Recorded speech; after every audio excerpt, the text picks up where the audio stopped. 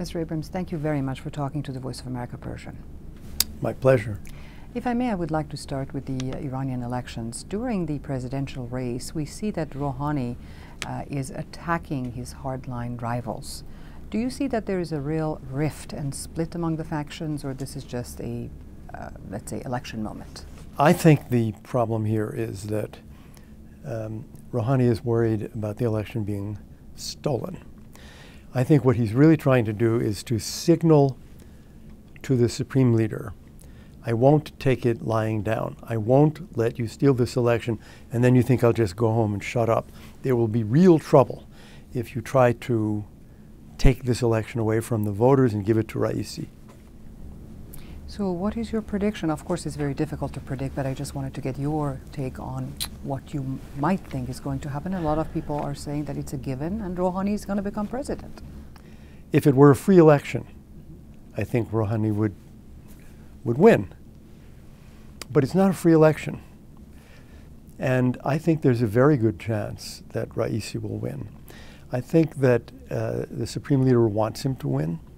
For one thing, if he loses, then he's pretty much out of the possibility of being the next supreme leader. So this is not good for the regime. I think they are contemplating, at the very least, stealing the election for him. And I think this is what is the meaning of the recent remarks by the supreme leader that are pretty tough in saying, you know, after the election, no protest will be permitted. The election must be accepted. Well, if it were going to be freely counted and Rouhani were going to win, he wouldn't need to say things like that. The only reason for saying in advance, no protest will be permitted, are if they plan to give it to Raisi because they know then there will be protests. So to me, this indicates at least a real possibility, significant possibility of Raisi. So these are the signs that I guess the West should be looking for also. I think so. Rouhani has been trying very hard to tout the benefits of the business deals that Iran supposedly received from the nuclear deal, from the Iran nuclear deal. But Ayatollah Khamenei right now is saying that's not true. What happened and what is this sudden argument? I guess it's a little bit what you just said. One of the ways in which the nuclear deal was sold was we need it for the economy. We need it for all the investment and trade that it will bring. And it has brought some. There is no question that the deal has given them some money. But it isn't the gold mine that was promised. I think partly because of the United States, and I say that happily, because our sanctions remain.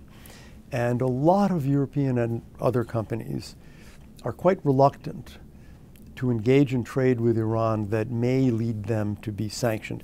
You know, there are all these records of banks and others paying not millions but billions of dollars in fines for violating the sanctions. So if you were a European bank, you would want to watch carefully. Why rush? Let's wait and see.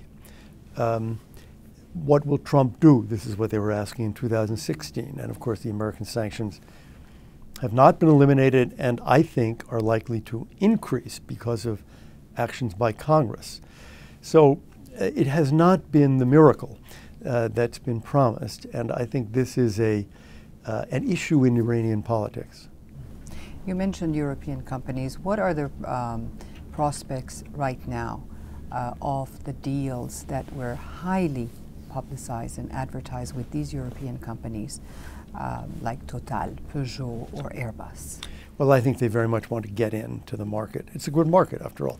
70 million people. Who would not want to be in this market? And it's not a desperately poor country. But I think some of them are afraid, so they're going with care. Again, it's not a miraculous improvement for Iran. It's progress. And I think some of those companies don't care about American sanctions, but others do. Some of them have to care, and Airbus is a good example of this because they contractually require an American approval. So they, in that sense, Airbus and Boeing are in the exact same boat. Other European companies don't have that problem. But it hasn't been a kind of gold rush mentality into Iran. It's been careful steps forward. And even some of the companies that have said, yes, we're going to do it and we're going to be right, in fact, they have gone carefully. The Iran Revolutionary Guards reportedly controls very large sectors of the Iranian economy. Is it possible, and aren't you concerned that these European companies that you just mentioned, are they going to support the IRGC by doing these investments, and is there any way to prevent that? If you do a lot of business in Iran, you are doing business with the IRGC. You may know it, you may not know it, but their role in the economy is now so large that you can largely not avoid it. And you will be sanctioned for that. So I think a lot of European companies are looking at this and saying, what do we do? They want in the market, but they know the Revolutionary Guards are there. The sanctions will come at least from the United States. So this is a real break on European investment. I think the United States should be warning them even more vigorously than we are that you may not even know what you're doing. The IRGC role may be hidden, but you will pay for it anyway. If I may, I want to ask you about the region. Do you think that there is any chance that after the Iranian elections, Iran would somewhat change its behavior in the region and maybe not be so supportive of, for instance, the Hezbollah or other proxies? I think there is no chance. I say that because what are we electing? We are electing a president. The president has no real control over the IRGC, the Quds Force, Iran's aggression in the region. You have had Rouhani as president now. What difference has it made? He ran as a reformer. Zero difference when it comes to the internal situation of human rights. No improvement. Mousavi and Karoubi are still under house arrest. And what difference has it made on Iran's foreign policy? In Yemen, in Syria, in Iraq? None. Because he has no control. So I think there is no logic to the argument that, well, if Rouhani gets reelected, all of a sudden the foreign and military policy will change. President Trump is headed to Saudi Arabia shortly, reportedly. How do you characterize the relationship between Iran and the GCC countries? I think relations between Iran and the GCC countries are generally poor. Probably best with Qatar. But basically, the Sunnis on that side of the Gulf are very worried about Iran's behavior. And here I speak not so much of the nuclear program. For them, the immediate problem is conventional military conduct in majority Sunni countries like Syria or Yemen and Bahrain, which is a majority Shia country, but where I think it's fair to say Iran is now engaged in active subversion. So they are very, very concerned. They had the view that the Obama administration was solely focused on getting the nuclear deal. And therefore, it just didn't want to hear about conventional problems, about Iranian aggression, about Iranian efforts at hegemony in the region.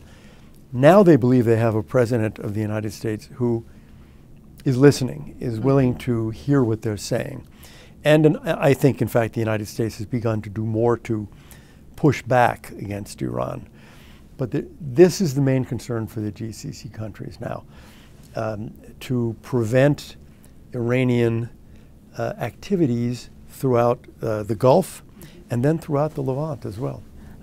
Some Iran watchers are talking about reconciliation. You don't think that might happen between Iran and the GCC countries? I cannot see how reconciliation can occur as long as Iran is pursuing the policies it has been pursuing in the last few years, and which I think are getting worse. It's 2017.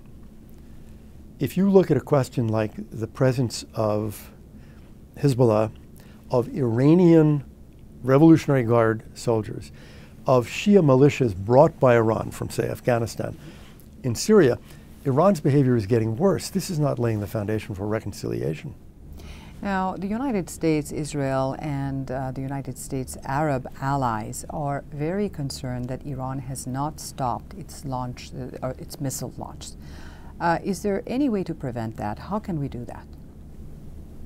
This ballistic missile launch. Yeah, I think it's very difficult, except through a program of sanctions that raises the costs for Iran.